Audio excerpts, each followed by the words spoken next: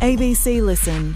Podcasts, radio, news, music and more. Israel has intensified its air and ground military operations in central and southern Gaza, with dozens of people killed in overnight attacks. That's according to the Palestinian news agency Wafa. A residential building was reportedly hit near the Al-Aqsa Hospital, which is the largest partially functioning hospital still left in central Gaza. Strikes have been reported near the hospital over recent days, with Médecins Sans Frontières forced to evacuate. Meanwhile, Israel says it will soon shift to more targeted operations in Gaza. With me now is Mark Regev, a senior advisor to Israeli Prime Minister Benjamin Netanyahu and former Israeli ambassador to the UK. Mark Regev, welcome back to RN. Good morning. Thank you for having me. What's the situation at Al-Aqsa Hospital? Has the IDF been targeting the hospital? We don't target hospitals. We're very careful. Unfortunately, as you know, Hamas has had a consistent pattern of building its military infrastructure under civilian targets, under civilian areas like hospitals, like neighborhoods, like mosques and schools, even under UN facilities. So we're often forced to fight in the immediate vicinity of hospitals, but we don't target hospitals, we don't target medical staff. Is it acceptable that Médecins Sans Frontières had to abandon its critical work at this hospital because of the nearby fighting? So you have to ask, why is there fighting nearby? And it's clear that Hamas, as I said a moment ago, has used the vicinities of hospitals precisely because it wants to use the doctors, the patients, the other medical staff there as a human shield for its war machine. This is not only what Israel says. This other Western governments have confirmed this is a deliberate Hamas policy of using Gazan civilians and humanitarian sites like hospitals as shields for its military machine. Yesterday, I asked Médecins Sans Frontières emergency medical coordinator Carol Nagy this question. Have Hamas fighters used any of the hospitals that MSF is working from for military purposes, in your understanding? I have never seen anything of this nature.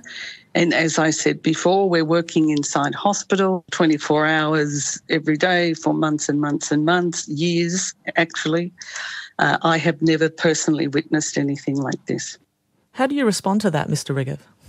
So, once again, the US government, the UK government, the European Union have all publicly spoken about Hamas's strategy of using Gaza's population, including places like hospitals, as human shields. Now, we heard such denials in the past, but in areas where Israel now controls the ground, we've taken journalists in and we've actually shown them the Hamas tunnels, the Hamas bunkers, the Hamas munitions that were all found in hospitals. To deny that is to deny reality. So MSF is denying reality? So, first of all, I don't know. When she says she hasn't seen, did she look? Is she dependent on local Palestinian staff who are under the thumb of Hamas? I don't know.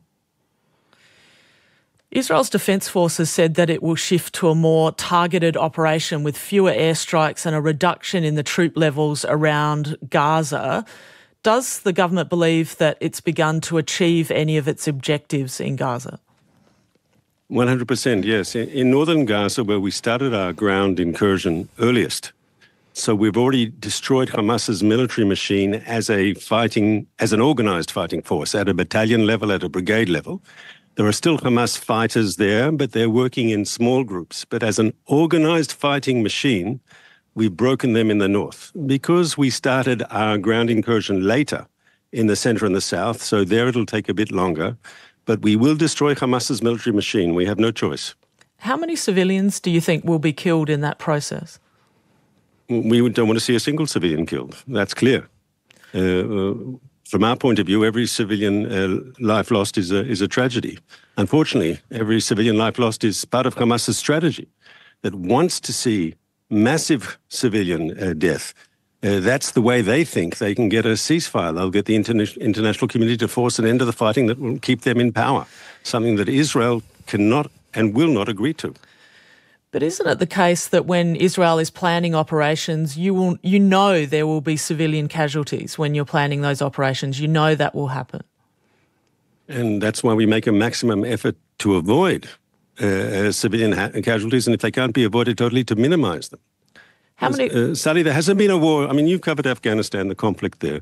There hasn't been a war in modern history where there hasn't been combat, especially against a terrorist group that's embedded in the civilian area, that there hasn't been civilian casualties. Not in Fallujah, not in Mosul, not in Afghanistan. When you're fighting against these sort of ruthless, bloodthirsty terrorists who deliberately exploit civilians as civilian shields, you have to deal with the terrorists and at the same time make a maximum effort to minimize, as much as is humanly possible, civilian casualties.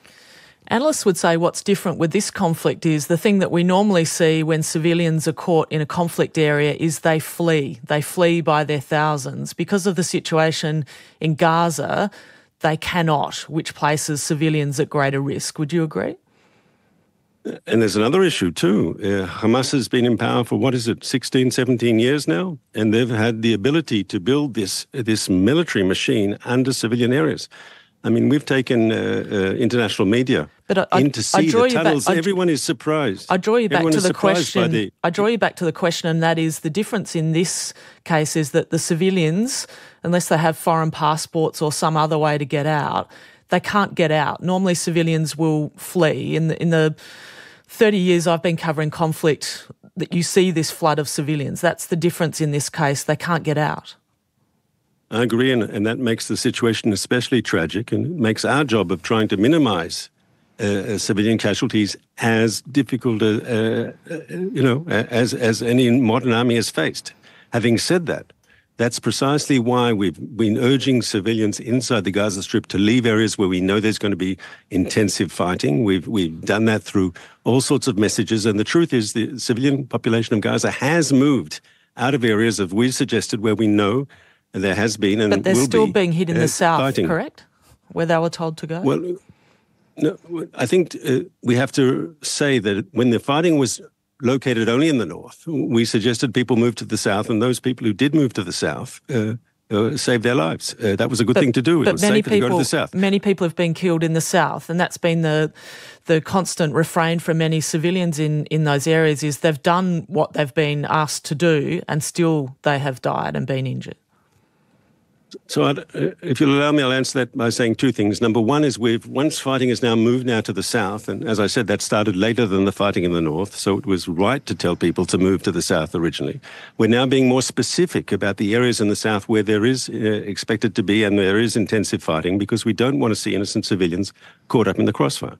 But it also must be said, and you know this as a reporter who's covered conflict in the past, anyone speaking to foreign media from Hamas-controlled territory has to be very careful what they say, because Hamas doesn't have a democratic rule. They rule with violence and with terror against their own people too. And so no one will stand up and say, well, Hamas shot out of the building next to me and that's why the Israeli Air Force came in and bombed that target, because if they say that sort of thing, they won't be around to answer questions tomorrow. I'm not sure that we can get into the minds of a couple of million people in Gaza as to why they're saying what they're saying. No, I was only saying that there's a rule of nothing. It's not about Palestinians specifically. There's a rule of political science that if you live in an authoritarian regime, a violent authoritarian regime, like the Hamas regime, if you speak out against it, yes, it's common sense. You will face retribution from that violent regime. That's clear. The International Court of Justice, ICJ, will hold its first hearing of a case brought by South Africa. Later today, that hearing will be accusing Israel of genocide in Gaza. America's top diplomat, Antony Blinken, has called this case meritless, but he's also called for Israel to do more to minimise harm to civilians. How will Israel be responding to the ICJ process? We'll be there to make our case. We believe the case is frivolous, that it's wrong. The South Africans, unfortunately, they claim they are the rainbow nation against racism, and here they've allied themselves with Hamas, who are anti-Semitic racists. You just read their charter, and they're openly racist in their attitude towards Jews and Jewish people. They say every Jew is a legitimate target for their war of terror. They say the Jews have no right to national self-determination, not in any borders. They say any Arab who dares to make peace with Israel is a traitor to Islam and to the Arab world. They're very extreme. And it's how does South Africa justify its collaboration and its cooperation with Hamas? I just don't understand it. Is Israel considering forcibly resettling Palestinians who are currently living in Gaza to another location? Not at all. What do you make then of the comments of the two far-right ministers in the Israeli government who've publicly called for resettlement of Gazans out of the territory? So they're representing their own opinions. That's not the position, not of the Prime Minister, not of the government, not of the Cabinet. But they're part of the government.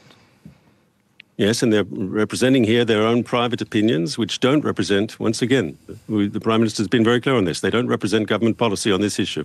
We have in Israel, we have a parliamentary system like you have in Australia, but we have a long tradition of ministers speaking their own minds outside the cabinet discipline. But that's not government policy. Mark Regev, thank you for your time. Thanks for having me. It's easier than ever to hear your favourite local and national ABC radio stations, live and on demand on the ABC Listen app.